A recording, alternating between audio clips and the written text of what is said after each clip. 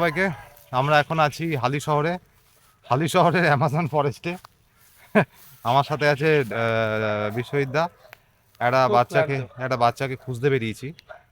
হ্যাঁ, 7 দিন ধরে নিখোঁজ শেল্টার থেকে। একটা শেল্টার থেকে, নাম বলবো না। তো অবস্থা দেখো, জাস্ট জায়গাটা দেখো। মানে